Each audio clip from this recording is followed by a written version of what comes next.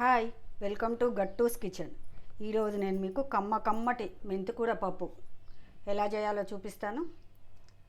ఇది ఎక్కడ స్కిప్ చేయకుండా చూడండి. దీంట్లో నేను చాలా టిప్స్ చెప్పాను. మీరు ఆ టిప్స్ కానీ అన్నీ కానీ ఫాలో అయితే హెల్తీగా టేస్టీగా చేసుకోవచ్చు, ఈజీగా కూడా చేసుకోవచ్చు. ఇలా కమ్మటి మెంతికూర పప్పు ఎలా చేయాలో చూపిస్తాను. చూద్దామా మరి? ఇది జొన్న రొట్టెలకు కానీ, రైస్లోకి కానీ, చపాతీలోకి కానీ చాలా బాగుంటుంది. ముందుగా ఒక 2 స్పూన్లు నూనె వేసుకోవాలి. ఈ నూనె వేడెక్కనివ్వాలి. ఒక అర స్పూన్ ఆవాలు, అర స్పూన్ జీలకర్ర వేసుకోవాలి. ఆవాలు జీలకర్ర చిటపటలాడనివ్వాలి. ఆ తర్వాత ఒక మీడియం సైజు ఉల్లిగడ్డ ఇలా చిన్న ముక్కలుగా కట్ చేసుకొని వేసుకోవాలి.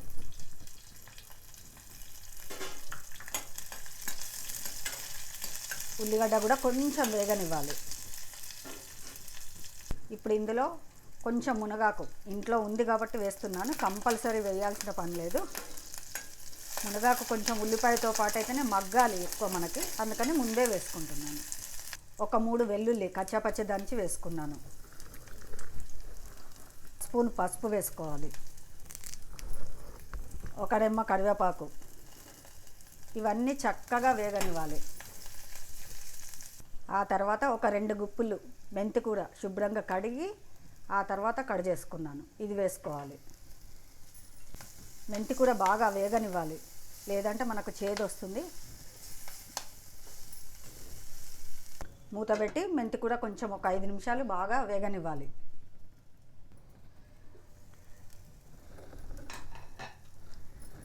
మెంతికూర చక్కగా మగ్గిపోయింది కదా.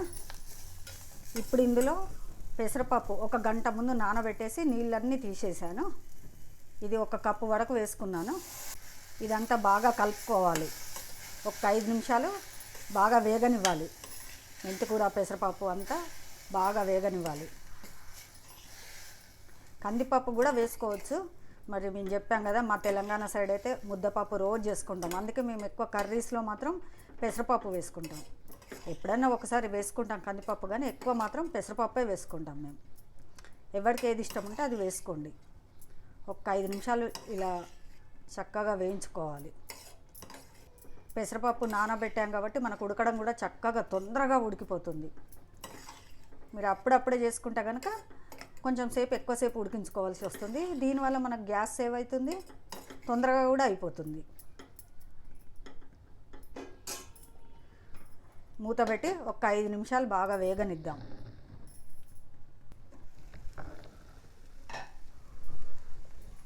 ఆ తర్వాత ఇందులో ఒక 3/4 గ్లాసు వాటర్ పోసుకోవాలి. ఇదంతా ఇలా కలుపుకోవాలి. నేను ముందుగా 2 స్పూన్ల ఆయిల్ వేసాను కదా, మరి ఇంత కర్రీకి మనకు ఆయిల్ సరిపోదు కదా. నేను ముందు రోజు పాపడ్స్ వేయించుకున్నాను, ఆ ఆయిల్ ఉంది. ఇదైతే మనం ఒక్కసారి వాడి పడేయం కదా, ఆ ఆయిల్ ఇప్పుడు వేసుకుంటాను. ఎందుకంటే మళ్ళీ వేడెక్కదు నూనె. ఇప్పుడు ఉడికేటప్పుడు నేను నీళ్లు పోసుకున్నాను కదా, నీళ్లు పోసినాక మనకు సరిపడినంత ఆయిల్ వేసుకోవాలి. ఇది వేస్ట్ చేయకుండా, మనం రీహీట్ చేయకుండా ఇలా వాడుకోవచ్చు. ఇదంతా ఒకసారి చక్కగా కలుపుకోవాలి.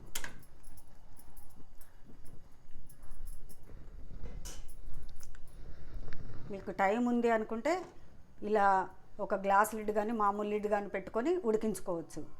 టైం లేదు, మేము బిజీగా ఉన్నాం అనుకుంటే కుక్కర్ మూత పెట్టేసుకోవాలి.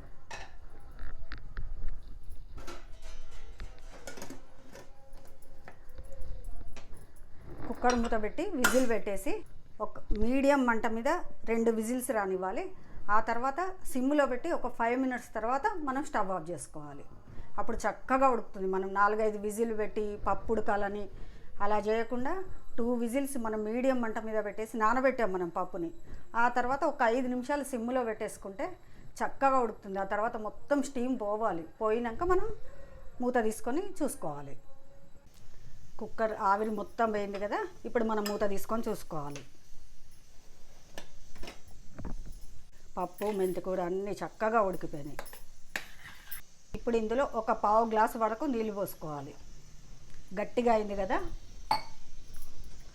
మనకు సరిపడే అంత పలచగా చేసుకోవచ్చు.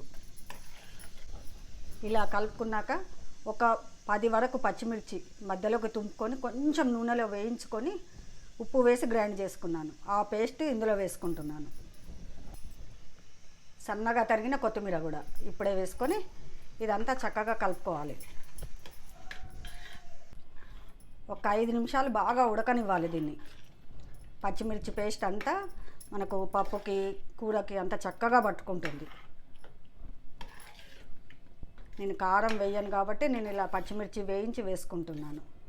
పచ్చిమిర్చి ఉప్పు మనం ఫస్టే వేస్తే పప్పు ఉడకదు, అందుకని పచ్చిమిర్చి కొంచెం వేయించేసి అలా ఉప్పు వేసి గ్రైండ్ చేసి నేను ఇలా పప్పు కూరలలో వేస్తాను. ఇది పిల్లలు కానీ పెద్దలు కానీ పక్కకు తీసి మిరపకాయలు తీయడం ఏది ఉండదు, మొత్తంగా తీసుకోవచ్చు, మొత్తంగా తినవచ్చు. మూత పెట్టి ఒక 5 నిమిషాలు ఉడకనివ్వాలి.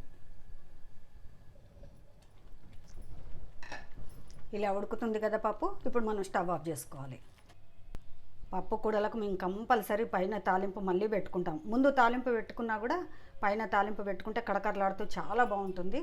అలా అని నేను 3 టైమ్స్ ఆయిల్ వేసినా కొంచెం కొంచెమే వేశాను. తక్కువ నూనెతోటే మనం రుచికరంగా కమ్మగా టేస్టీగా చేసుకునే మెంతికూర పప్పు రెడీ.